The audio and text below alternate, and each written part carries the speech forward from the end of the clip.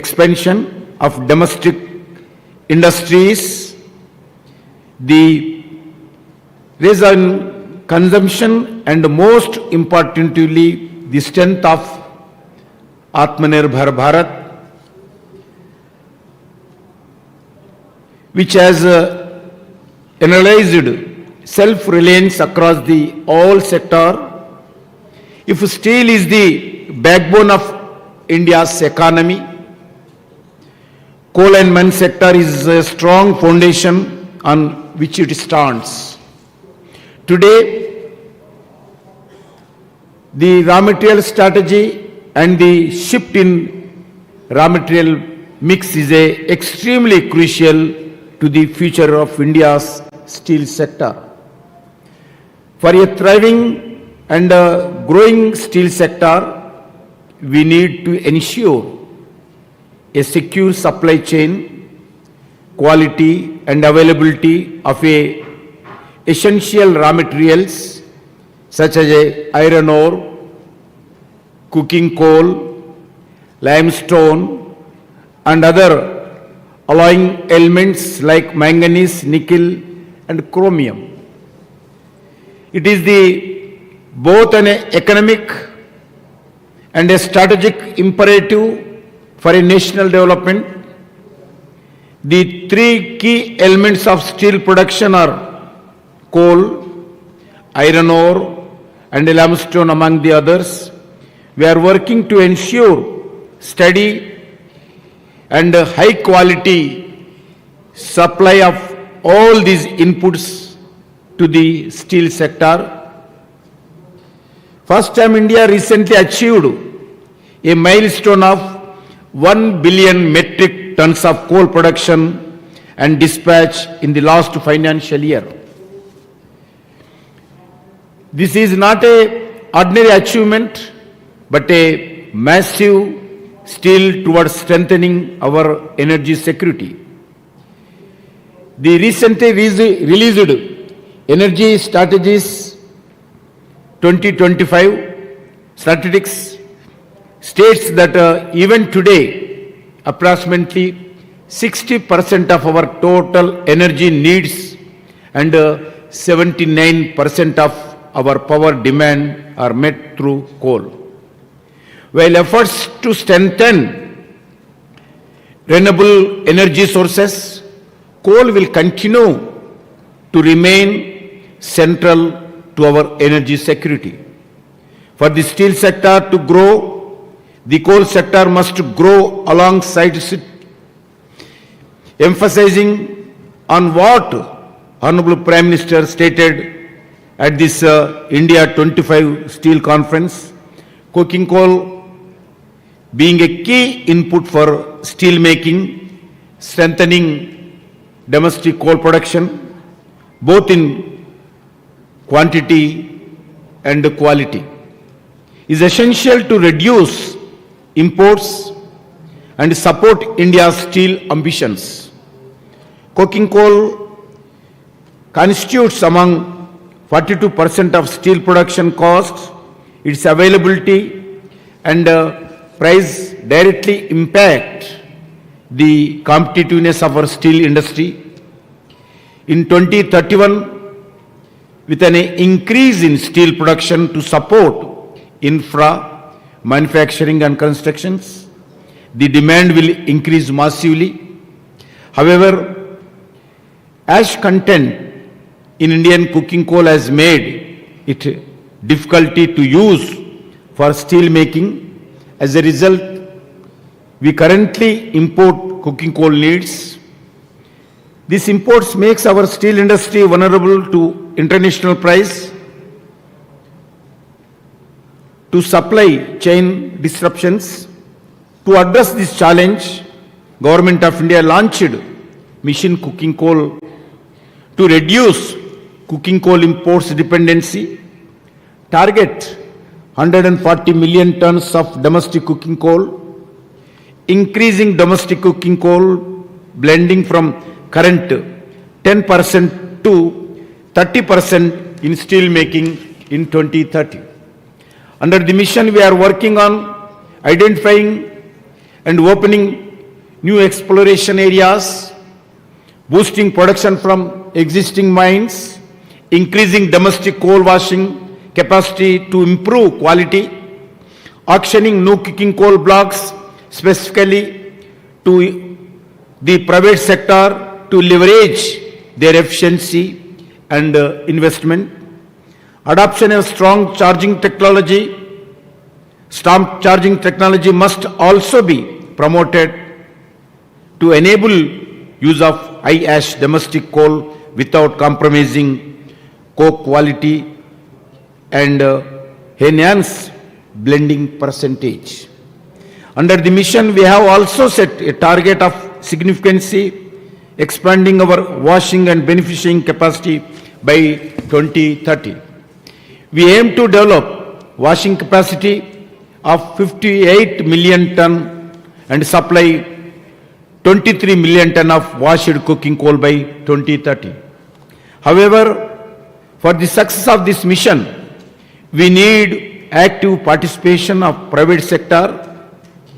Private sector, especially I am requesting, setting up new washeries, beneficiation plants and developing new technology will further strengthen India's efforts. Pulverized coal injection trials using domestic coal are also being undertaken. These trials have shown potential for import substitution.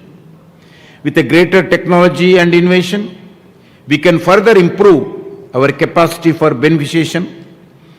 We also industry partners to come forward and participate in action of coking coal blocks. We have already allocated coking coal blocks and are witnessing strong industry participation. Friends, India has a rich iron ore overseas with over 35 billion metric tons, making us the largest globally. To meet growing steel demand, we are ensuring that there is a steady supply. In financial year 24-25, we produced 263 million tons of iron ore with about 50 million tons exported. We currently have 179 working iron ore mines and 126 blocks have been auctioned so far and 38 of them already operationalized. We are also working closely with the state governments to bring more blocks into auction and production and boost country's need. However, more than 66% of total iron ore in India is the medium and low grade category that needs to be processed before utilization. We are also undertaking policy interventions to encourage the private sector. We have proposed a strategic revision of royalty rates for limestone and low grade iron ore. This will encourage more private sector involvement in mining.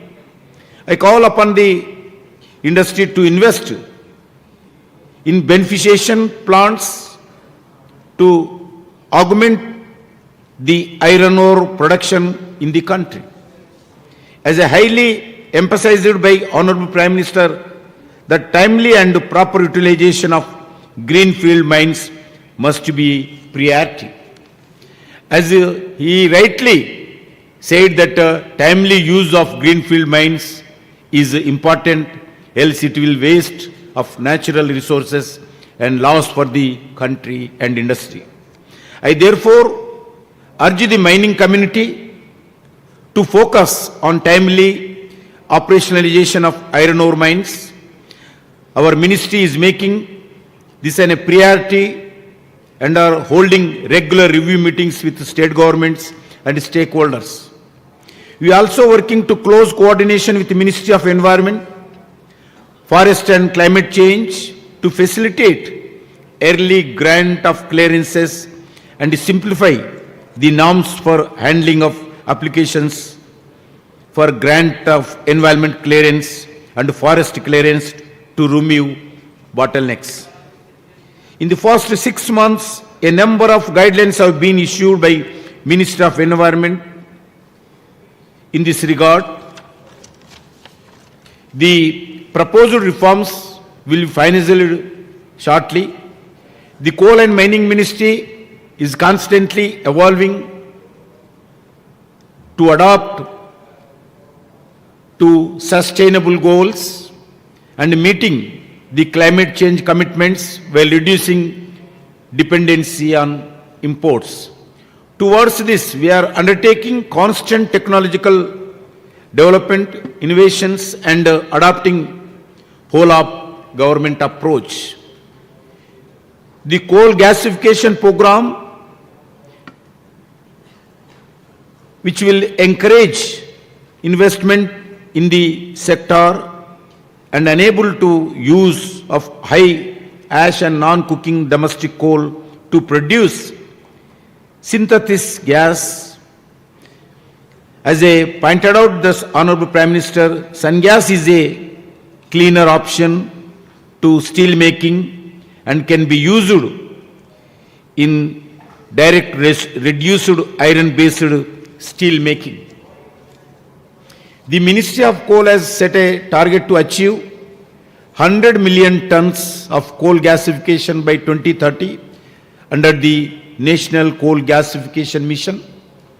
The industry must come forward and invest in gasification technology, not only as a cleaner alternative, but also as a strategic substitute for imported cooking coal. This shift can unlock new value chains, reduce emissions, and strengthen India's push for green energy, growth, and self-reliance. Friends, to further strengthen our capacity in advanced alloys and green technology, I also request the mining community to focus on recovery of critical minerals from dumps and tailings. Testing and recovery of these existing dumps should be taken up as a national priority. The journey towards securing sustainable and robust raw material strategy for India's steel sector is a collective effort that demands vision, innovation, and unwavering commitment. Under the visionary leadership of the Prime Minister, Government of India has set a ambitious roadmap for steel sector. The National Steel Policy envisions achieving 300 million tons of production capacity by 2030-31 and a long-term goal of 500 million tons by 2047. The coal and mining sector is taking every effort to ensure that these targets should be achieved. We are collaborating with the steel sector to address all the challenges and encouraging innovation and technological development on every step. I am confident that the collective efforts of the Government of India and state governments and industry, India will able to meet its requirement of iron ore for steel production domestically and help to achieve the goal of Atmanirbhar Bharat. Friends, we are the 5th largest geological coal reserves globally. India is the 2nd largest coal producer in the world. India is the 2nd largest coal consumer in the world. We have 2nd largest coal mine, Gewara, with a capacity of 70 million tons Friends, as we move ahead, it's essential that we all work together to address the challenges and seize the opportunities. I request all the stakeholders present here today to engage in these critical discussions and contribute to shaping policies and strategies that will ensure a secure, sustainable and competitive raw materials supply chain for our steel sector. On behalf of the Ministry of Mines and Ministry of Coal, on behalf of Government of India, I assure all the stakeholders we will time to time we will encourage all the stakeholders in this sector. I once again thanks the Honorable Minister of Steel and Ministry of all higher officials for this event. Thank you for one and all. Once again, Jai Hind.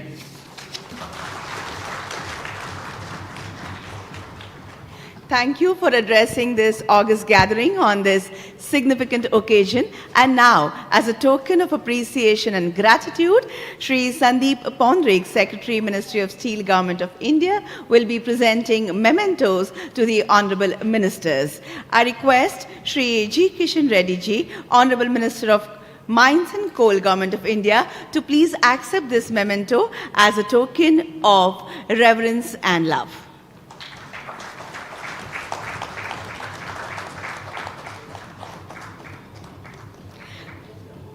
So please, ma'am, please come together. Yes, please come close. I request His Excellency to please come close together for a group picture. Yes.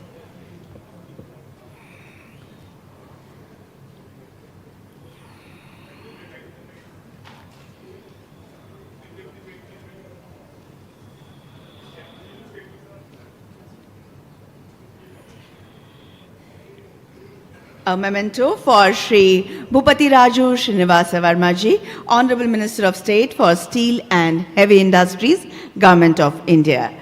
A token of respect.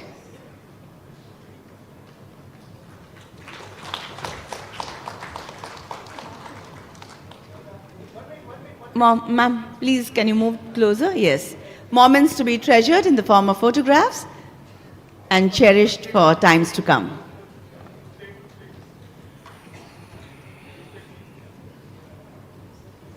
With that, we close this session. I thank the Honorable Ministers and all the expert speakers for their contribution. Thank you very much once again.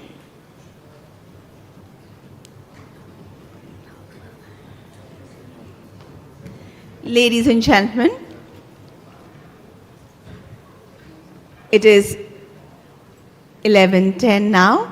We will break for tea coffee that has been arranged in the foyer outside.